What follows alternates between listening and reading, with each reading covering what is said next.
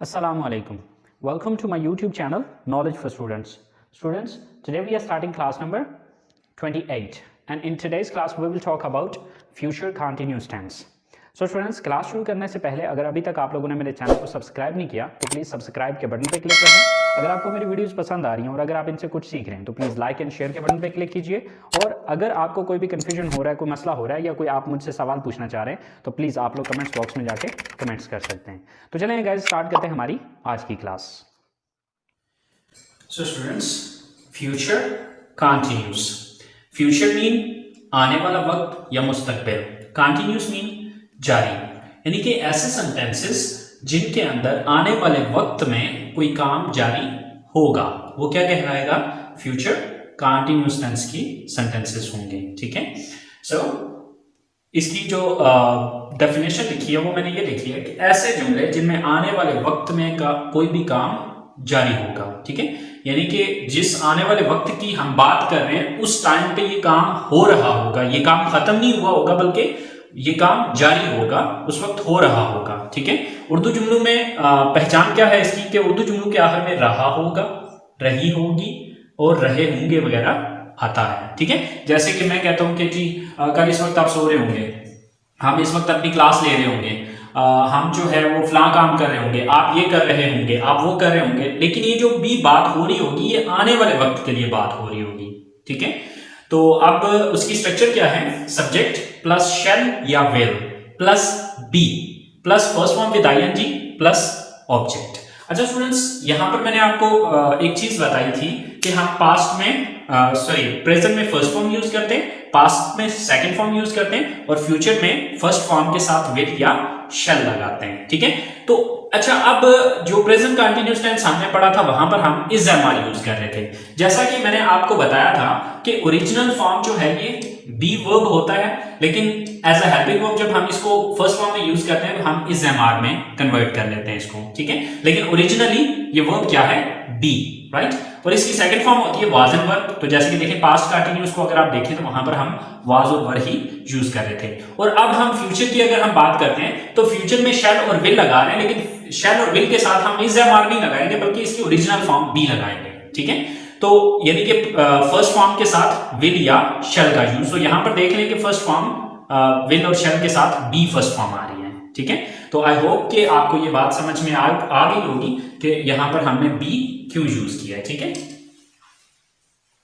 Sir हमारे पास जो पहला सेंटेंस है वो है कि कल इस वक्त वो सफर कर रहा होगा, right.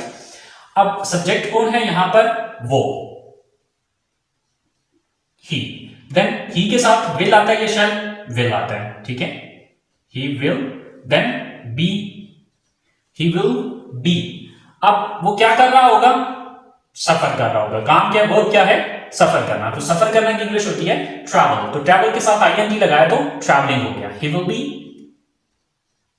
Travelling, he will be travelling, कि वो सफर कर रहा होगा कल इस वक्त, tomorrow this time. So he will be traveling tomorrow at this time. So he will be traveling tomorrow at this time. वो कल इस वक्त सफर कर रहा होगा। नेक्स्ट सेंटेंस है हमारे पास कि हम 10 बजे अपनी क्लास ले रहे होंगे। सो सब्जेक्ट कौन है? हम, we. Then with we use shall, we shall. Then be. क्या कर रहे होंगे? क्लास ले रहे होंगे। तो लेना की इंग्लिश है take. So take with I N G, taking. We shall be taking, क्या ले रहे होंगे? अपनी class, a class. We shall be taking a class 10 बजे at 10 o'clock. So we shall be taking our class at 10 o'clock. अच्छा, shell की जगह आप अगर विल भी यूज करेंगे तो दैट्स फाइन, ये रॉन्ग नहीं है। ठीक है, सो लास्ट सेंटेंस है हमारे पास कि आलिया रात को इस वक्त सो रही होगी, right. So subject Alia, so with Alia we will use will be. Alia will be. वो क्या है? काम क्या कर रही होगी? सो रही होगी, sleeping. Alia will be sleeping, रात को इस वक्त, at night, at this time. Sir Alia will be sleeping, Alia सो रही होगी, एट नाइट रात को, एट दिस टाइम इस वक्त, राइट। सो आने वाले वक्त में जो भी काम जारी होगा उसके लिए हम क्या यूज करेंगे, फ्यूचर कंटिन्यूअस टेंस यूज करेंगे। उसका फॉर्मूला लगेगा और उसमें फॉर्मूला क्या है, सब्जेक्ट प्लस शैल और will plus be plus first form with ING plus object and full stop. So students ये हमारे पॉजिटिव सेंटेंसेस थे। अच्छा अब स्टूडेंट्स एक बहुत ही काम की चीज आपको बताने लगा हूं कि अगर हमारे पास दो या दो से ज्यादा हेल्पिंग वर्ब आ जाए, अगर किसी सेंटेंस में हमारे पास दो या दो से ज्यादा हेल्पिंग वर्ब आ जाए तो उस सूरत में फिर हमने नेगेटिव या इंट्रोगेटिव बनाते हुए क्या करना है, ठीक है। अब ये चीज आपने याद रखनी है कि अगर हमारे किसी एक सेंटेंस के अंदर दो या दो से ज्यादा हेल्पिंग वर्ब आ रहे हैं तो आपने जब उसका नेगेटिव बनाना है तो आप ये कंफ्यूज हो जाते हैं कि नॉट कहां पर लगाया जाए, क्योंकि मैंने आपको बताया था कि अगर किसी सेंटेंस के अंदर हेल्पिंग वर्ब मौजूद हो तो हेल्पिंग वर्ब के बाद नॉट लगाना है, ठीक है। तो अब यहां पर तो हमारे पास दो हेल्पिंग वर्ब आ रहे हैं, विल बी, राइट। तो अब हमें ये देखना है कि विल के बाद नॉट लगाना है या बी के बाद। तो इसका फार्मूला ये है कि आने वाला जो भी पहला हेल्पिंग वर्ब होता है, आने वाला जो भी पहला हेल्पिंग वर्ब होता है उसके बाद नॉट लगाना है। तो हमारे पास दो हेल्पिंग वर्ब्स हैं, आई मीन विल बी, तो हम क्या करेंगे कि विल के बाद नॉट लगाएंगे, ठीक है, क्योंकि हमारा पहला हेल्पिंग वर्ब ये है, ठीक है। तो इसके बाद हम विल और शैल के बाद नॉट लगा देंगे, ठीक है। सो इसका नेगेटिव क्या बनेगा, subject plus shell will plus not, क्योंकि पहला हेल्पिंग वर्ब शैल या विल है, इन दोनों में से कोई एक है, ठीक है। तो इसके बाद नॉट लगाएंगे, then be, then first form with I N G and then object, ठीक है। तो चलिए देखते हैं इसके negative sentences. So students negative sentences बनाने के लिए जो हमारी स्ट्रक्चर है, जैसे कि नेगेटिव का आपको पता है कि वो सेंटेंसेस है जिसमें नहीं का लफ्ज आता है, ठीक है।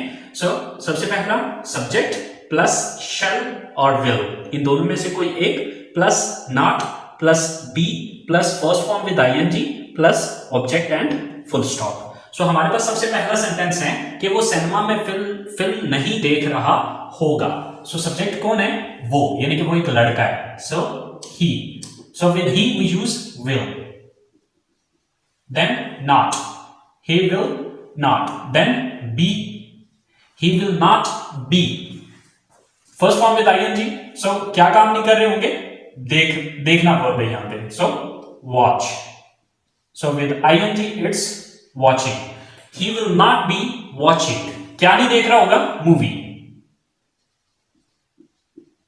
He will not be watching movie, कहां पर, सिनेमा में, in cinema, okay. So he will not be watching movie in cinema, कि वो सिनेमा में फिल्म नहीं देख रहा होगा। सेकंड सेंटेंस है हमारे पास कि हम फुटबॉल मैच ग्राउंड में नहीं देख रहे होंगे। So who is the subject here, we, then shall, then not, then be, we shall not be. What is the verb here, verb क्या है यहां पे, देखना, watching. So we will not be watching, क्या चीज नहीं देख रहे होंगे, football match, we will not be watching football match.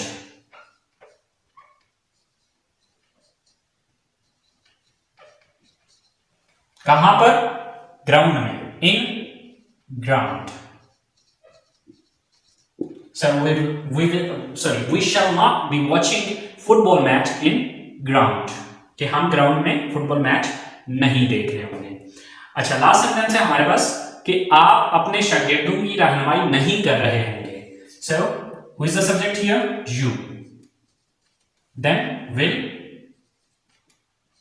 then not, then be, subject will not be, यानी कि you will not be। Verb क्या है यहां पे, रहनुमाई करना, गाइडिंग,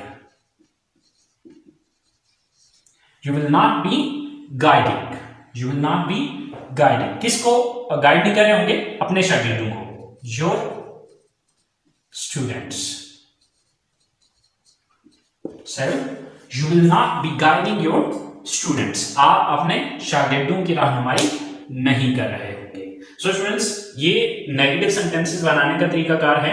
अगर आपको पॉजिटिव सेंटेंसेस बनाना आता है तो इसके नेगेटिव बनाना कोई प्रॉब्लम नहीं है, सिर्फ करना यह है कि विल और शैल के बाद नॉट लगा देना है, ठीक है। और अब इसी तरह से इंट्रोगेटिव बनाना भी आपके लिए कोई प्रॉब्लम नहीं है। जैसे कि इंट्रोगेटिव आपको पता है कि सवालिया जुमलों को हम इंट्रोगेटिव कहते हैं। तो इंट्रोगेटिव का फॉर्मूला ये बताया था कि आप नेगेटिव सेंटेंस को देखा करें कि किस लफ्ज के बाद नॉट लगाया, जिस लफ्ज के बाद नॉट लगाया उस लफ्ज को उठा के सेंटेंस के शुरू में ले आए तो वो इसका इंट्रोगेटिव बन जाएगा। तो अगर आप देखें तो यहां पर हमने नॉट किसके बाद लगाया है, विल और शैल के बाद। तो इस विल और शैल को अगर आप उठा के यहां पर ले आएंगे तो ये क्या हो जाएगा, ये इंट्रोगेटिव सेंटेंस बन जाएंगे। तो चलिए देखते हैं इंट्रोगेटिव सेंटेंसेस को।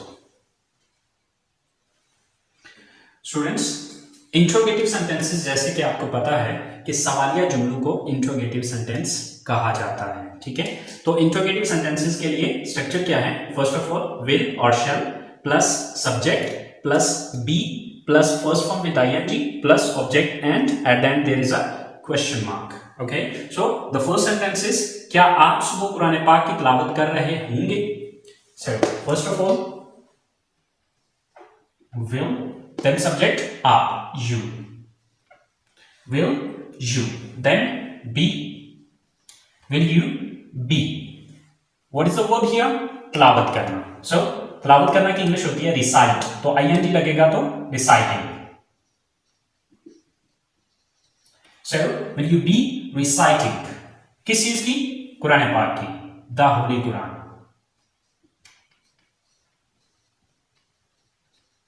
Will you be reciting the Holy Quran? कब? In the morning, सुबह।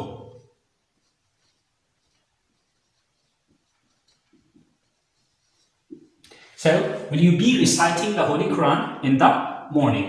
कि क्या आप सुबह कुरान पाक की तिलावत कर रहे होंगे। नेक्स्ट सेंटेंस है, क्या वो अपने इम्तिहान की तैयारी कर रहे होंगे।